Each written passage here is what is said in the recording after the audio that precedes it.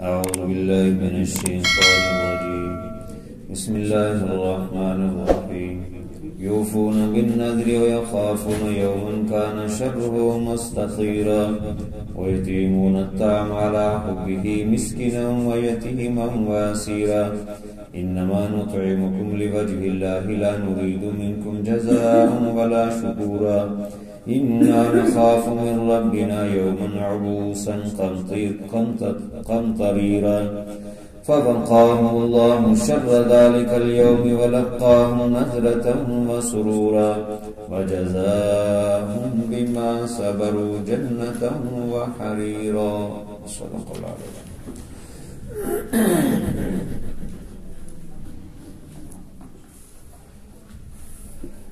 یہاں پچھلی صورت میں بھی قیامت کا ذکر تھا اور یہاں پر بھی وہاں ابتدائی حالات ہے، یہاں انجام کے طور پہ ذکر کیا ہے. جو ابرار اور اشرار ان کا انجام کا ذکر کیا. اشرار جو لوگ ہیں ان کے لیے فرمایا کہ مختصر فرمایا کہ ہم نے ان کے لیے زنجیریں توق اور بڑھتی ہوئی آگ تیار کر رکھی ہے، جبکہ جو ابرار ہیں نیک لوگ ہیں ان کے لیے فرمایا کہ ہم نے پیالے پانی کے پیالے شراب کے پیالے پینے کے لیے جس میں کافور ملائی جائے گی خاص قسم کی، وہ ان کو پیش کیے جائیں گے. اور یہ ایسے ہی نہیں بلکہ ان کے لیے وہاں نہریں جاری کی جائیں گی اور ان کو ایک چھڑی بھی دی جائے گی جس چھڑی کے ذریعے سے وہ جس طرف چاہیں گے اس نہر کا رخ موڑ لیں گے اور وہ زمین کے اوپر چل رہی ہوں گی. یہاں پر کچھ اور صفات ان کی ذکر کی ہیں. جو ابرار ہیں جنت میں جانے والے ہیں جن کا انجام وہ خیر ہوگا، ان کی صفات ذکر فرمائی. یوفون بالنذر، نظر کو پوری کرتے ہیں. ویخافون، اور ڈرتے ہیں اس دن سے کہ جس کی برائی جس کا خوف پھیلا ہوا ہے. ویطعمون الطعام، اور وہ کھانا کھلاتے ہیں علی حبہ، اس کی محبت پر، مسکینوں کو، یتیموں کو اور قیدیوں کو. انما نطعمکم لوجہ اللہ، یہی بات ہے کہ ہم کھلاتے ہیں تم کو اللہ کی رضا کے لیے. لا نرید منکم جزاء ولا شکورا، نہیں ہم چاہتے تم سے کوئی بدلہ اور نہ ہی شکریہ. انا نخاف من ربنا، بے شک ہم اپنے رب سے ڈرتے ہیں اس دن عبوسا قمطریرا، کہ جو بہت ہی سخت ترش رو ہوگا. فوقاهم اللہ شر ذلک اليوم، اس دن اللہ تعالی ان ابرار کو بچا لے گا اس دن کے شر سے، سختی سے بچا لے گا. ولقاهم، اور ان کو ملے گی تر و تازگی اور خوشی.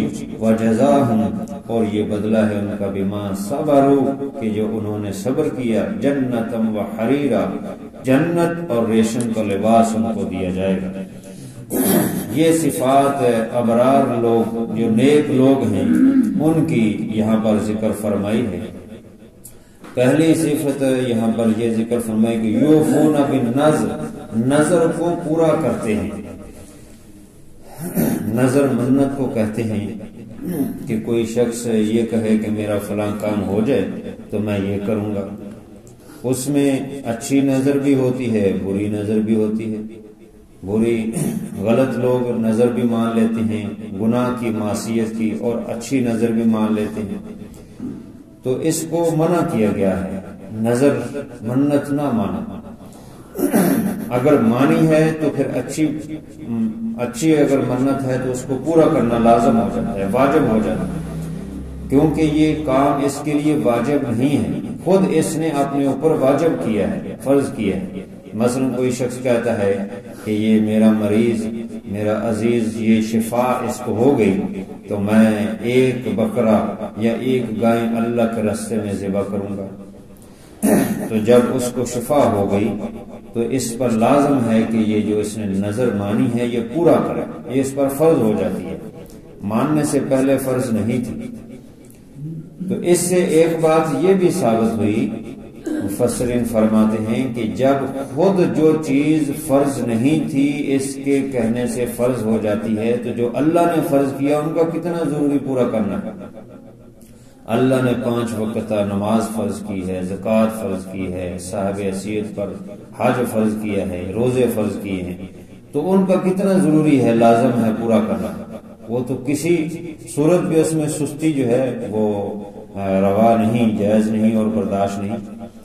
تو نظر صحیح بھی ہوتی ہے اور غلط نظر بھی ہوتی ہے کہ کوئی شخص گناہ کی نظر مان لے، جیسے کوئی کہے کہ میں اپنے والدین سے بات نہیں کروں گا، یا کوئی اور نظر اس طرح کی۔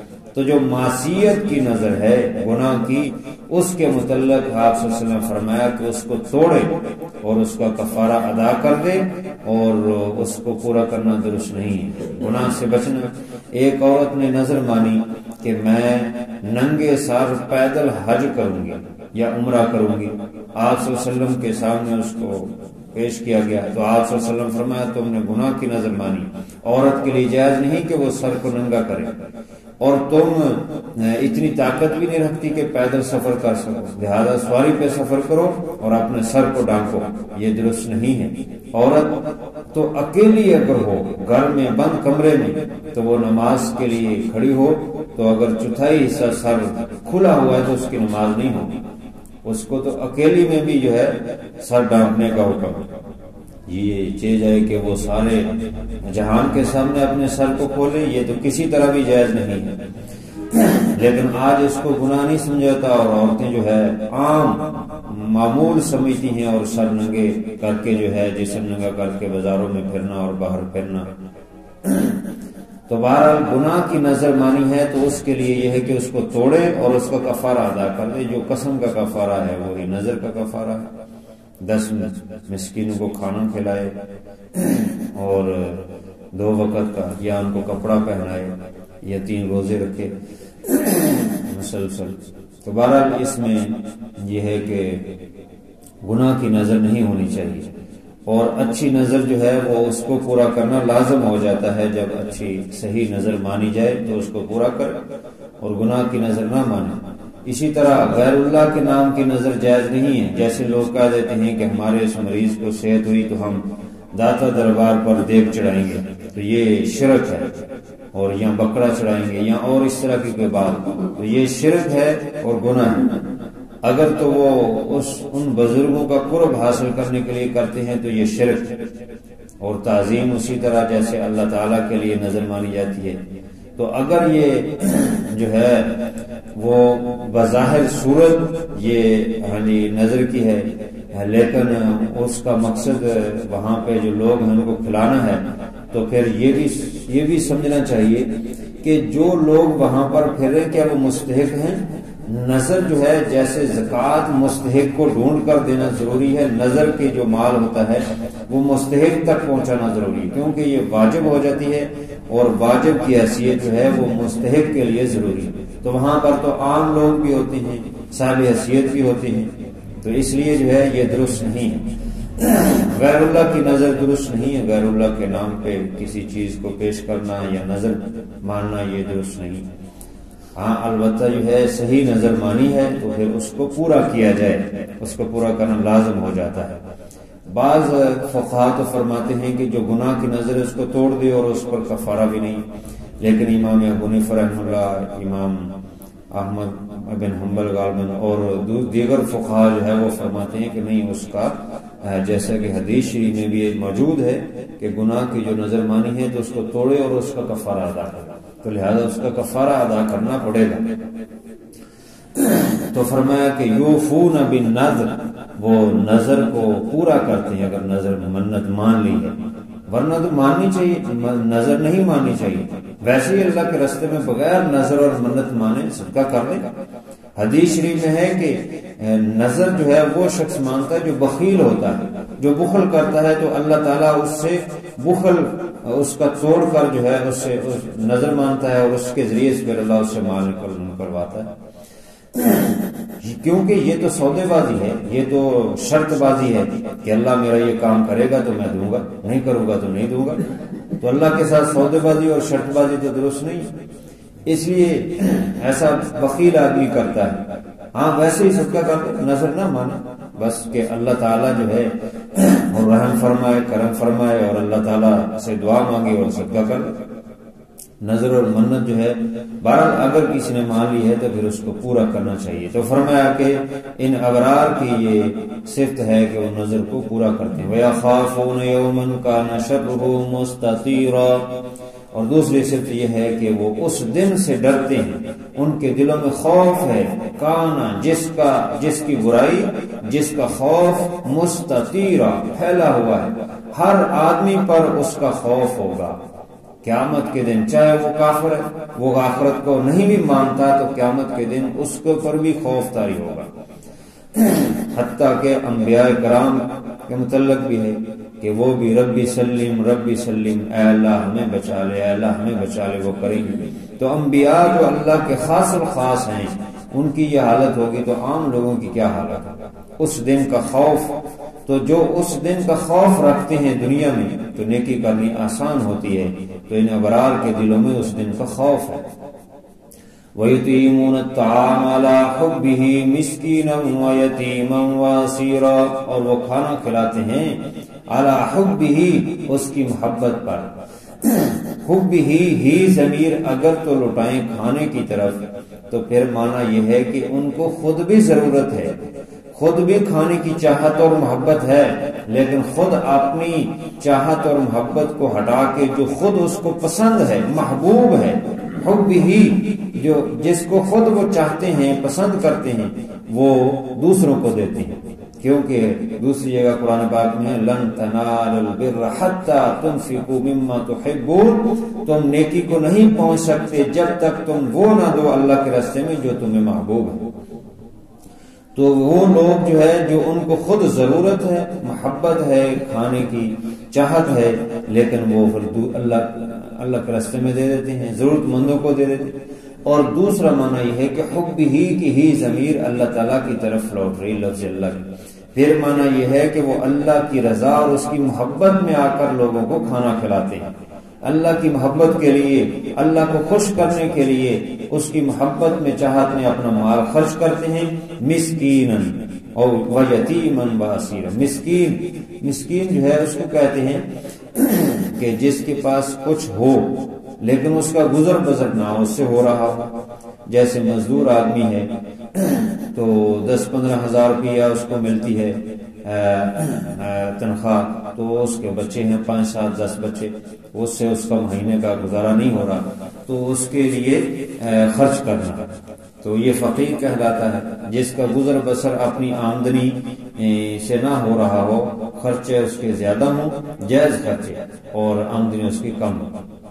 اور فقیر اس کو کہتے ہیں جس کے پاس کچھ بھی نہ ہو، ایک وقت کا کھانا بھی نہ ہو، اس کو فقیر کہتے ہیں، تو ان کے لیے وہ ان کو کھانا کھلاتے ہیں۔ وہ یتیم جو ہے وہ نابالغ بچہ یا بچی جس کا سرپرست والد فوت ہو گیا، جب تک وہ نابالغ ہیں وہ یتیم ہیں، جب بالغ ہو جائیں تو لا یتم بعد البلوغ، حدیث شریف میں ہے کہ بالغ ہونے کے بعد یتیمی نہیں رہتی، وہ خود سر ہو جاتا ہے اور اس پر تمام شریعت کے احکام لاگو ہو جاتے ہیں، اس پر سارے شریعت کے احکام متوجہ ہوتے ہیں۔